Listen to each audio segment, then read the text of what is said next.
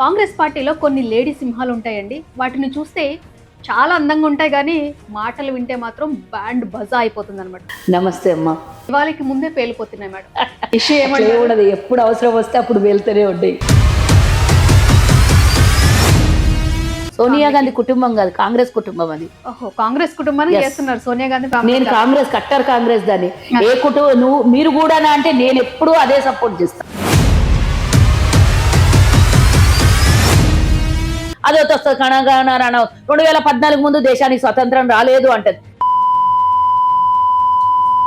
స్వతంత్ర భారతదేశంలో పుట్టకపోతే పాకిస్తాన్ లో పుట్టినాన్ని రాసుకోవాలి, లేకపోతే బ్రిటిష్ దగ్గర ఆడబుట్టినా అని రాసుకోవాలి దాని బర్త్ సర్టిఫికెట్ లా. ఇట్లాంటి దిక్కుమాల వాళ్ళందరూ మాట్లాడుతుంటే నాకు ఆ ప్రశ్నలు అడగదు. నాకు ఇంకా అరికాల నుంచి తల వరకు ఇట్లా సరసర మరుసులుతుంటది. ఇట్లా సునాయాసనంగా మాట్లాడేస్తున్నారు జాతీయ జెండాని. ఇదవుతున్నది సుంకర వంకర్ది.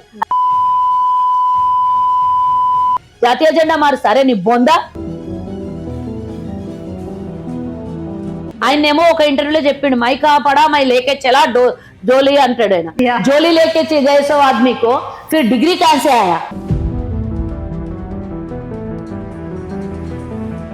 కేసీఆర్ లాగా ఫామ్ హౌస్ లో వండుకోలేదు. రేవంత్ రెడ్డి 24 గంటలలో 16 నుంచి 18 గంటలు పనిచేస్తున్నాడు. వాళ్ళకు నక్కకు లాగా నాగలోకంకు ఉన్నంత తేడా ఉన్నది రేవంత్ రెడ్డిని కేసీఆర్ కంపేర్ చేసి మాట్లాడితే. వాళ్ళ పిల్లలేమో ఫారెన్ లో చదువుకోవాలి, మంది పిల్లలేమో కత్తులు కటార్లు పట్టుకొని యుద్ధాలు చేయాలి. కనీసం మొదటి క్యాబినెట్లలో మహిళలు లేకపోతే ఒక్కసారి ప్రశ్నించలేదు. ఎంతమంది ఆడపిల్లలకి మానభంగం చేసాం, దానికి కూడా అడ్డం పెట్టిరా, నీకు జైల్లో పెట్టిరా.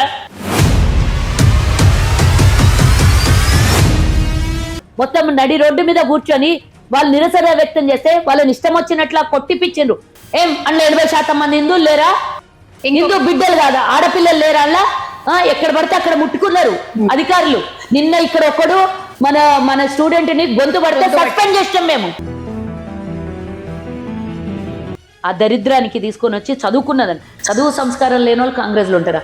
చదువు సంస్కారం లేని వాళ్ళు బీజేపీలు ఉంటారా? నాకు చెప్పాలి. బాగు చేస్తున్నాడని అనుకోవాలో ఉన్నదాన్ని ఇంకా కూలదొస్తున్నాడు. ఏం చెప్పండి నాకు కూలదు. ఇంకొకటి ఏంటంటే, నేను ఈ మధ్య నిన్న కాక మొన్న ఒక ఇంటర్వ్యూ చూసాను. దానిలో ఏంటంటే, ఏదైతే కాంగ్రెస్ పార్టీలో ఉన్న వాళ్ళు చదువు సంధ్య లేనోళ్ళు అని చెప్పేసి ఒక స్టేట్మెంట్ ఇన్నాను. అదొక ఇక మన బూతులు వస్తాయి నా నోటికి. పర్వాలేదు, నిన్ననే, ఇంకా నిన్న మొన్న కూడా కాదు, నిన్ననే కదా పనికి మాలిన వాళ్ళు అందరు పని కట్టుకొని కనీసం గల్లీకి కూడా పనికి రాని వాళ్ళు ఢిల్లీ మాటలు మాట్లాడుతుంటే అసహ్యం వేస్తుంది ఆ మాటలకి. ఆ దరిద్రానికి తీసుకొని వచ్చి చదువుకున్నదని. చదువు సంస్కారం లేని వాళ్ళు కాంగ్రెస్లో ఉంటారా? చదువు సంస్కారం లేని వాళ్ళు బీజేపీలు ఉంటారా? నాకు చెప్పాలి.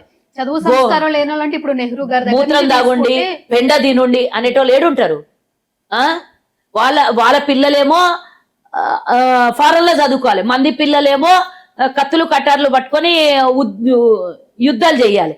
వాళ్ళ పిల్లలేమో హాస్పిటల్ ఉండాలి, మంది పిల్లలేమో గోమూత్రం తాగాలి, పెండ తినాలి. ఇదే కదా వాళ్ళు చెప్పేది.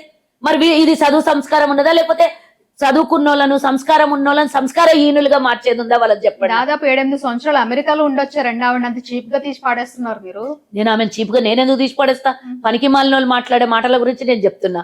వాళ్ళకు ఆమె ఒక్కొక్కదానికి చదువు వస్తే ఇక సంకనాకడానికి అందరికి వచ్చినట్టేనా? ఇక ఈరోజు వాళ్ళ ప్రధానమంత్రి ఏం చదువుకున్నాడో చెప్పాలి. ఫేక్ డిగ్రీలు పెట్టి ఈ రోజు భారతదేశాన్ని మోసం చేసినటువంటి ఎవరైనా ఫేక్ డిగ్రీలు చూపించిన వాళ్ళని జైల్లో పెడతారా లేదా? నేను ఇప్పుడు అంటున్నా, ఆమె అందరి గురించి కొట్లాడుతుంది, హిందుత్వం గురించి కొట్లాడుతుంది, అన్నిటి గురించి కొట్లాడుతుంది కదా. ఫేక్ డిగ్రీ తీసుకొచ్చినటువంటి చూపించినటువంటి అమిత్ షాని, ఫేక్ డిగ్రీ పేరు మీద ఉన్నటువంటి మోదీని జైల్లో పెట్టాలా లేదా? పెట్టాలి. మరి ఫేక్ డిగ్రీ అనేది నేరమా కాదా? Digital degree. ఆయన 75 ఏళ్ల వయసు ఉంది ఆయనకి. 75 ఏళ్లు దాటినాయి, 76, 77 సంవత్సరాలు ఉంటాడు ఆయనకి. 40-50 ఏళ్ల కింద 50 ఏళ్ల కింద డిజిటల్ సర్టిఫికేట్ ఉంటదా? ఉండదు కదా. ఆయనేమో ఒక ఇంటర్వ్యూలో చెప్పిండు, మై కాపడా మై లేకే చలా జోలీ అంటాడు ఆయన. జోలీ లేకే గైసో ఆద్మీకో ఫిర్ డిగ్రీ కాన్సే ఆయా. वो भी डिजिटल डिग्री कहां से आया? Digital certificate. మరి డిజిటల్ సర్టిఫికేట్ పుట్టించడాన్ని జైల్లో పెట్టాలి, ఆ యూనివర్సిటీ ఉన్నోని జైల్లో పెట్టాలి, ఎవరి పేరు మీద ఉన్నదో వాళ్ళని కూడా జైల్లో పెట్టాలి. మరి అది మాట్లాడది కౌంటర్ దానికి ఇవ్వాలి కదా. ఏ పార్టీ అయినా సరే నిజమైన హిందుత్వాన్ని మోసేటోళ్ళు, భారతదేశాన్ని 80% ఉన్న హిందువులను పరిరక్షించేటటువంటి వాళ్ళైతే. అక్క మీకు మాట అడ్డొస్తున్నాను, మీరు అంటే ఇప్పుడు దేశాన్ని పరిరక్షించాలంటే ఒక మతం వల్ల అవుతుందా, రాజకీయ నాయకుల వల్ల అవుతుందా, మంచి రాజకీయ నాయకుల వల్ల అవుతుందా? నువ్వే అదొకటి చెప్పినావు చెప్పండి. నువ్వే చెప్పినావు 1 word ఆన్సర్. నేనేం చెప్పాలి? మీరు చెప్పండి. ఎందుకంటే ఇప్పుడు నేనన్నా మనది సెక్యులర్ భారతదేశం, సెక్యులర్ భారతదేశం. అది కూడా అన్నాను నేను. ఇంకోటి కూడా అడుగుతాను నేను. మన భారతదేశం నుంచి దుబాయ్లా, గల్ఫ్ కంట్రీస్ లోపల, అమెరికాల, యూకేల, కెనడాల, జపాన్ల, ప్రపంచంలో కొన్ని పర్సెంటేజ్, హెవీ పర్సెంటేజ్ ఉన్న దేశాలలో మన భారతీయ బిడ్డలు ఉద్యోగాల పరంగానో, చదువుల పరంగానో, Settle అయ్యారు. వ్యాపార పరంగానో వాళ్ళు సెటిల్ అయ్యారు. ఇది మాది క్రిస్టియన్ దేశం ఉన్నది, మీరందరూ ఇండియాకి వెళ్ళిపోండి అంటే నీ పరిస్థితి ఏందే? బోకుదానా? మీ బీజేపీ పిల్లలు భారతదేశంలో విడిచిపెట్టేసి వేరే చోట్ల చదువుతలేరా? నేను తీయాలని ఇంత పెద్ద లిస్టు? బోకుదానా? మాట్లాడేటప్పుడు ఆలోచన చెయ్యి. నేను మాట్లాడొద్దు, దాన్ని నేను మాట్లాడి దాని స్థాయిని నేను పెంచడం కాదు, స్థాయిని పెంచడం కాదు, నిజాలు మాట్లాడడం. నిజాలు, వాస్తవాలు. అదొక్కటే కాదు, ఈడ కొంతమంది ఉన్నారు నవదుర్గాలంట, ఇంకేమేమో చెప్పుకొని బతికేటోళ్ళు. వాళ్ళకి మొన్న కాదు 3 ఏళ్ల కింద మణిపూర్ లో అగ్గిలాగా మండిపోయినటువంటి హిందువులు అందులో ఎంతో మంది ఉంటారు, భారతీయ పౌరులు ఎంతో మంది ఉంటారు. మహిళల్ని నగ్నంగా నడి రోడ్డు మీద 10ల సంఖ్యల మనుషులు తీసుకొని పోయి నడి రోడ్డు మీద మానభంగం చేసి చంపినప్పుడు ఏమైంది? నీ ఆడదానికి ఉన్నటువంటి లక్షణాలు ఒకటన్నా ఉన్నాయా మీకు? మరి ఏమైంది? అప్పుడు మరి ప్రశ్నించాలి కదా. ఆడ మణిపూర్ కాలిపోతుంటే పోయి బెంగళూరులో ప్రచారం చేసినటువంటి మోదీనేమనాలే? ఇప్పటిదాకా దాని మీద ఒక్కటన్నా స్టేట్మెంట్ ఇచ్చి రైళ్లు దొంగలు ఎందుకు? మణిపూర్ మన భారతదేశంలో లేదా? అక్కడ ఉన్నటువంటి హిందువులు మన భారతదేశం వాళ్ళు కాదా? తమాషాలు చేస్తున్నారు ఊకున్న కొద్ది. వాళ్ళు రాలగొట్టేటోళ్ళు లేరు, రెచ్చిపోతున్నారు. మొన్న జంజీలు మొత్తం నడి రోడ్డు మీద కూర్చొని వాళ్ళు నిరసన వ్యక్తం చేస్తే వాళ్ళని ఇష్టం వచ్చినట్లా కొట్టిపిచ్చిండ్రు. అందులో 80% మంది హిందువులు లేరా? హిందూ బిడ్డలు కాదా? ఆడపిల్లలు లేరా? అలా ఎక్కడ పడితే అక్కడ ముట్టుకున్నారు అధికారులు. నిన్న ఇక్కడ ఒకడు మన స్టూడెంట్ ని గొంతు పడితే సస్పెండ్ చేసినాం మేము. ఇది మాకున్నటువంటి ఇది, మీకు మాకున్నటువంటి తేడా ఇది. మేము అక్కడ ఇంకో రాష్ట్రాల్లో మా ప్రభుత్వం, అక్కడ జార్ఖండ్ లో మా కొల్యూషన్ గవర్నమెంట్ ఉంది. అక్కడ తప్పు చేస్తే మేము అక్కడ ప్రభుత్వాన్ని ఖండించినాం. మా ప్రభుత్వం ఉన్నా కూడా ఎక్కడ తప్పు జరిగినా తప్పే, ఒప్పే. దాన్ని వెనకాల వేసుకొని వచ్చి ఆడపిల్లల్ని విపరీతంగా ట్రోల్ చేసి, అదొకటి ఉంటది పనికి మాలింది పార్లమెంట్ లో కూర్చున్నది. దాని పేరేంది? సినిమా యాక్టర్ ఉన్నది చూడు, అదొకటి. అర్ధనగ్నంగా కాదు, పూర్తి నగ్నంగా సినిమాలలో యాక్టింగ్ చేసి అది నీతులు చెప్తుంది. రాహుల్ గాంధీ గురించి మాట్లాడుతుంది, జంజీల గురించి మాట్లాడుతుంది. ఏం మాట్లాడుతున్నారు? విలువలు ఆడదాని పేరు మీద కళంకంగా ఉన్నటువంటి ఈ దరిద్రులందరినీ తీసుకొని ఒక్కతాటికి బెల్ట్ తీసుకొని చెట్టు కేసి కట్టేసి కొట్టాలి ఇలా. అప్పుడు వీళ్ళ మాట్లాడేది అది ఎట్లుంటది తెలుసా? వీళ్ళది లోపల విషం కక్కుకుంటూ మాటలు ఉంటాయి. ఆ విషం కక్కేటటువంటి వాళ్ళ గురించి చూస్తుంటే నాకు అసలు దేశాన్ని సర్వనాశనం చేయడానికి పుట్టినరేమో వీళ్ళు. అబ్బా, హిందుత్వాన్ని మొత్తం అణువణున వీళ్ళు పుట్టేటప్పుడే హిందువులు అని కడుపులో నుంచి బయటకు వచ్చేటప్పుడే హిందువులు అన్నారేమో వీళ్ళు. ఇక మేమందరం హిందువులం కాము, మేము గుళ్ళకు పోము, మేము ఇంట్లో పూజలు చేసుకోము, మా పిల్లలకి హిందుత్వం గురించి నేర్పేయలేదు. కనీసం మన జాతీయ గీతాన్ని కూడా వాళ్ళకి ఎవరికన్నా 4 లైన్లు నిలబెట్టించి చూడకుండా చదవమని చెప్పండి. అక్కడ కూడా వస్తాను. ఇప్పుడు ఏమంటున్నారంటే ఢిల్లీ ప్రొటెస్ట్ దగ్గరికి వెళ్దాము. అక్కడ రాహుల్ గాంధీ ఏమంటారు దాన్ని, డైరెక్ట్ గా వెళ్ళారు. జార్ఖండ్ ఎందుకు రాలేదు అని చెప్పేసి అడుగుతున్నారు. జార్ఖండ్ లా మా వాళ్ళు ఉన్నారు కదా, కాంగ్రెస్ పార్టీ వాళ్ళు. ఢిల్లీలో పార్లమెంట్ నడుస్తుండగా జరిగినటువంటి లక్షలాది మంది విద్యార్థులు వచ్చిండ్రు. ఏం మాట్లాడతారు? బుద్ధి జ్ఞానం ఉందా? అక్కడికి పోకముందే ఇక్కడి నుంచి దాన్ని కంట్రోల్ చేసిండు రాహుల్ గాంధీ. ఎందుకు పోడా? ఎక్కడికైనా పోతాడు. మణిపూర్ కి రావద్దంటే తరమేస్తే కూడా మణిపూర్ కూడా పోయిండు రాహుల్ గాంధీ.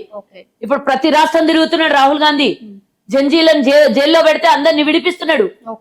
ఇంకొక విషయం ఏంటిదంటే, మేము ప్రాణాన్ని ప్రాణాలాగా చూసినాం, మనుషుల్లాగా చూసినాం. మీలాగా కొంతమందిని చీడ పురుగుల్లాగా, కొంతమంది ఎవరిని కూడా వాళ్ళు ప్రేమించారమ్మా. ఇది గుర్తుంచుకోండి, ఎవరిని ప్రేమించారు?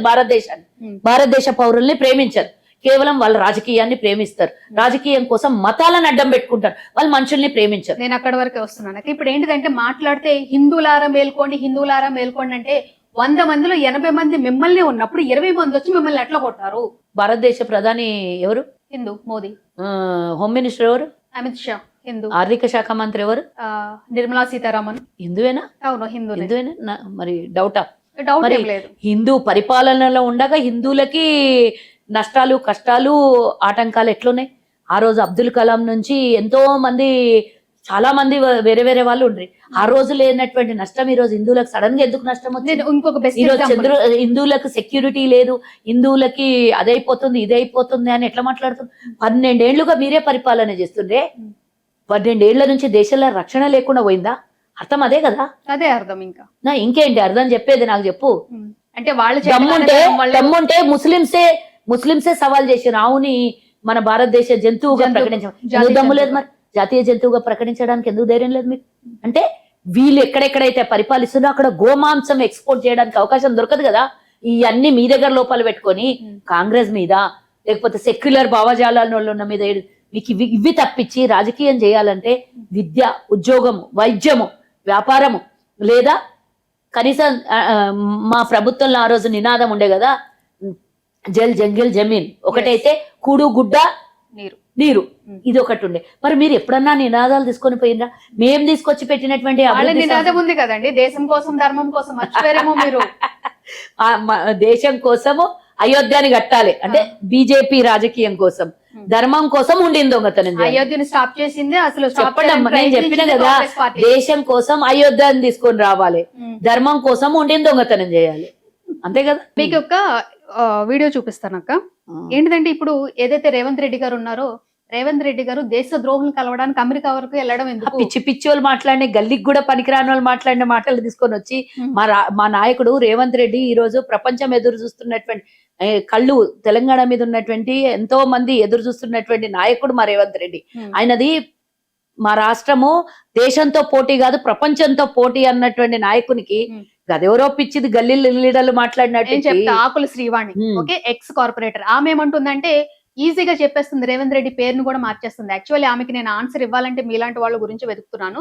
రేవంత్ రెడ్డి పేరుని కాస్త రేవంతం ఖాన్ అని చెప్పేసి అంటుంది. వాళ్ళ నాన్న పేరు అదే ఉందేమో. అయితే ఎవరు? ఆకుల శ్రీవాణి మరి అన్నది కదా, వాళ్ళ నాన్న పేరు కూడా అట్లనే కాళ్ళు గిన్లు పెట్టుకొని బయటకు వచ్చిందేమో. మేము నాకు అంతకన్నా బూతులు రావు, ఇక మాట్లాడేయద్దు నాతో. సో ఇప్పుడు కొంతమంది నవరత్నాలు ఉన్నారండి బీజేపీలో, మరి కాంగ్రెస్ లో మీ రత్నాలా? సో అందరూ ఏంటిదంటే ధర్మాన్ని భుజాల మీదకి వెళ్ళి మోసుకుంటారు. అవును, చాలా మంది మోసిన కాబట్టి మన తెలంగాణలో ఈటల ఆయన పేరేంది, బండి సంజయ్ కొడుకు ఆడపిల్లని మానభంగం చేసి జైల్లో పోతే అప్పుడు ఈ నవరత్నాల నవరత్నాలన్నీ మూసుకుపోయినాయి, మాట్లాడి జాతకాలు. ఇప్పుడు వచ్చి కళ్ళబొల్లి మాటలు చెప్తారు. మణిపూర్ లో కాలిపోతే ఒక్కడు నోరు తెరవలేదు. మొన్న జంజీలు ఇంతమంది రోడ్ల మీద పడి ధర్నాలు చేస్తే ఆడపిల్లలు ఎంతో మంది, ఒక ఆడపిల్ల కిడ్నాప్ అయిపోయింది, చచ్చిపోయింది లాస్ట్ ఒక అమ్మాయి అయితే. మరి అప్పుడు ఆ హిందూ మహిళ గుర్తురాలే, హిందూ ఆడపిల్ల గుర్తురా. వీళ్ళ గురించి ఏం మాట్లాడతావు అమ్మా? నేనేం చెప్తా, ఇక ఈ దొంగ మొహాలు చెప్పేటటువంటి హిందుత్వ వీర నారీలంట వీళ్ళు. హిందుత్వాన్ని మోసి భుజాల మీద మోసి రేపు నిజంగానే ఇలా ఏమైనా తీసుకొని ఎవరి దగ్గరకన్నా వచ్చి సెక్యులర్ ఓట్లు కావాలని అడిగిన వాళ్ళందరినీ కట్టబట్టుకొని తరిమి కొట్టండి. ఓట్ల కోసం ఎవరింటికి వచ్చినా కూడా వీళ్ళు కంటెస్ట్ చేసేటోళ్ళు తరిమి సెక్యులర్ భావజాలాలు కాదు, నిజమైన దేశభక్తులు. వాళ్ళు దేశభక్తులు కాదు, దేశానికి భుక్తులు. 2004 వరకు వాళ్ళ బీజేపీ పార్టీ ఆఫీస్ లో, ఆర్ఎస్ఎస్ ఆఫీస్ లో భారతదేశం జాతీయ జెండా ఎగరైనటువంటి దుర్మార్గులు దేశాన్ని గౌరవిస్తాము, దేశాన్ని ప్రేమిస్తాము, హిందూ దేశంగా ప్రకటించాలంటే నువ్వోతివే చెప్పడానికి. హిందూ దేశంగా ఆల్రెడీ ఇది హిందుస్థాన్ అని జమానా కిందనే మాట్లాడినటువంటిది. నువ్వోతివి మళ్ళీ కొత్తగా చెప్పడానికి అదొకటి వస్తుంది. కణగణ 2014 ముందు దేశానికి స్వతంత్రం రాలేదు అంటది. దీని అమ్మ ఇది 2014 కన్నా ముందే పుట్టింది కదా. స్వతంత్ర భారతదేశంలో పుట్టకపోతే పాకిస్తాన్ లో పుట్టినా అని రాసుకోవాలి, లేకపోతే బ్రిటిష్ దగ్గర ఆడబుట్టినా అని రాసుకోవాలి దాని బర్త్ సర్టిఫికెట్ లా. ఇట్లాంటి దిక్కుమాల వాళ్ళందరూ మాట్లాడుతుంటే నాకు ఆ ప్రశ్నలు అడగదు. నాకు ఇంకా అరికాల నుంచి తల వరకు ఇట్లా సర్ర మరుసులుతుంటది. ఇట్లా నేను ఎవరినో ఎన్కేసుకొని రావట్లేదు. నా భారతదేశాన్ని అగౌరవపరుస్తుంటే, స్వతంత్రాన్ని అగౌరవపరిచిన వాళ్ళు గతంలో జైల్లో ఉంటుండే. ఈరోజు స్వతంత్రాన్ని ఈజీగా అగౌరవపరిచి సునాయాసనంగా మాట్లాడేస్తున్నారు. జాతీయ జెండాని ఇదవుతున్నది సుంకర వంకర్ది. అది జాతీయ జెండాని మార్చాలంట. దాని అమ్మ దాన్ని జాతీయ జెండా మారుస్తారే నీ బొందా. మీరు అబ్జర్వ్ చేయలేదు అనుకుంటే, ఎవరైతే భరతమాత ఉన్నారో భరతమాత చేతిలో ఉన్నది నిన్న మర్చిపోయినవేమో. శ్రీరాముడు రూపంలో నిలబెట్టిండ్రు మోదీ స్తోత్రం అంట, చాలీసా. మోదీ చాలీసా అంట. వీళ్ళ బతుకుల మన్నుపోయే శ్రీరాముడిని చూపిస్తారా దుర్మార్గుడికి? ఇదే విషయం గురించి ఒక మహర్షి అన్న వ్యక్తి మాట్లాడితే లైవ్ లో చెప్పు తీసుకుని కొట్టాడు. ఎందుకు మీరు శ్రీకృష్ణుడు తల తీసుకొచ్చి ప్రధాని మోదీకి పెడుతున్నారా అంటే అది తప్ప.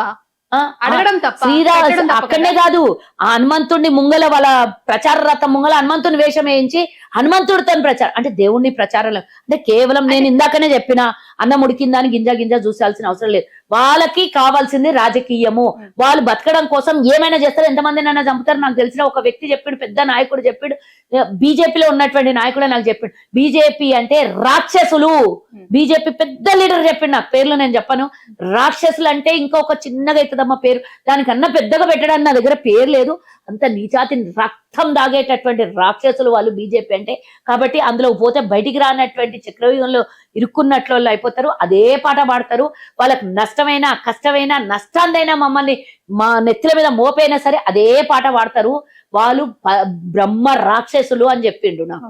బీజేపీలో ఒక పెద్ద లీడర్, కేంద్రంలో ఉన్నటువంటి లీడరే నాకు అన్నాడు, మా బీజేపీ వాళ్ళు నరరూప రాక్షసులు అని చెప్పిండు. మరి అదే నరరూప రాక్షసులు కమింగ్ డేస్ లో కూడా వస్తారంటే వాళ్ళు వస్తేనే అభివృద్ధి జరుగుతుందని ఈ బత్తాయిలు అంటున్నారు. బ్రాండ్ మంచి చెప్పినమ్మా, థ్యాంక్ యూ.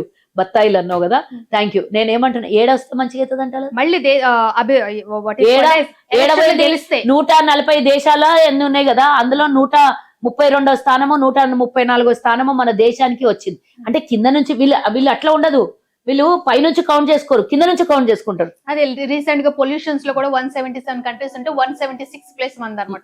మనది ఎకానమీలో 134th ప్లేస్ ఎడికి వెళ్ళిపోయింది, జారిపోయింది. ఎకానమీ అంటే వాళ్ళు ఎట్లా లెక్కేసుకుంటున్నారంటే మొత్తం అంతా సంపదలో 3వ స్థానం 4వ స్థానం ఉంది అని అంటున్నారు. అది క్లారిటీ ఇస్తే బాగుంటుందేమో ప్రజలకు. ఎవరు క్లారిటీ ఇవ్వాలి? 3వ స్థానం మా హయాంలో, మన్మోహన్ సింగ్ హయాంలో ఆ స్థాయికి వెళ్ళిండే. వాళ్ళు పర్ క్యాపిటా ఇన్కమ్ అంటారు. నేను అడుగుతున్నా, పర్ క్యాపిటా ఇన్కమ్ అంటే వాళ్ళ ఉద్దేశాలు ఏంది నాకు చెప్పాలి ఒకసారి. పర్ క్యాపిటల్ ఇన్కమ్ అంటే ప్రతి మనిషి నెత్తి మీద పెట్టేటటువంటిది ఒక ఇన్కమ్, అది వాళ్ళు పెట్టేటటువంటి. నిజంగానే భారతదేశంలో లక్షాధికారులు అందరున్నారా? గుడిసెలలో లేరా? రోజు అంటే నెలకి సంవత్సరానికి ఒక 10 లక్షలు సంపాదించని కుటుంబం ఎన్ని లక్షల మందిని చూపియాలి నేను?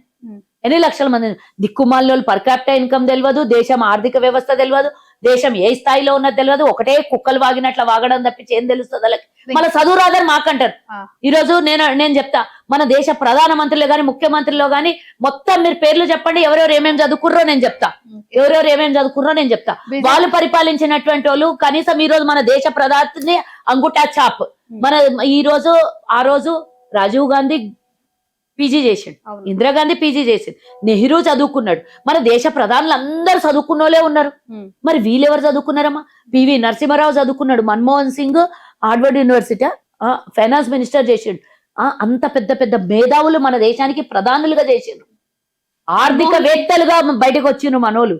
పివి నరసింహారావు ప్రపంచ దేశాన్ని ఆకట్టుకున్నాడు, మన దేశాన్ని తీసుకొని వచ్చి అంత స్థాయికి తీసుకుపోయాడు, 3వ స్థానానికి తీసుకొని పోయాడు. మీ బతుకులకి ఏమొస్తుంది? ఆయనేమో ఆయన పేరేంది, అమిత్ షా. అంగుట చాపు, ఈడోడు అంగుట చాపు మన దేశానికి. అక్క మీరు చాలా పెద్ద పెద్ద మాటలు కాదు, ఇంకా ఎక్కువ మాట్లాడతా.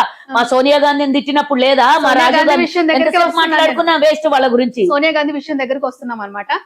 వాళ్ళు దేశాన్ని నేను అడుగుతా, ఈ రోజు భారతదేశంలో ఆమె పెళ్లి చేసుకొని వచ్చి 50 ఏళ్ళు అవుతున్నది, ఇంకా నువ్వు విదేశీ మహిళ అంటావు. నువ్వు విదేశంలో చేసుకున్నటువంటి వాళ్ళ పేర్లు చెప్పున్నా? నేను చెప్తా ఉండు. జయశంకర్ భార్య ఎక్కడామే? జపాన్. ఆమె జపాన్ మహిళ. సో ఇది క్లియర్ గా వినండి. కేంద్ర మంత్రి జయశంకర్ భార్య క్యోక్యో జయశంకర్, ఆమె పేరు క్యోక్యో. మరి డిప్యూటీ సీఎం పవన్ కళ్యాణ్ భార్య రష్యన్ మహిళ అన్నా లెజెనోవా. అట్లనే కేఆర్ నారాయణన్ గారి భార్య బర్మా దేశానికి చెందిన ఆమె, ప్రెసిడెంట్, భారతదేశానికి ప్రెసిడెంట్ ఉండే ఆయన.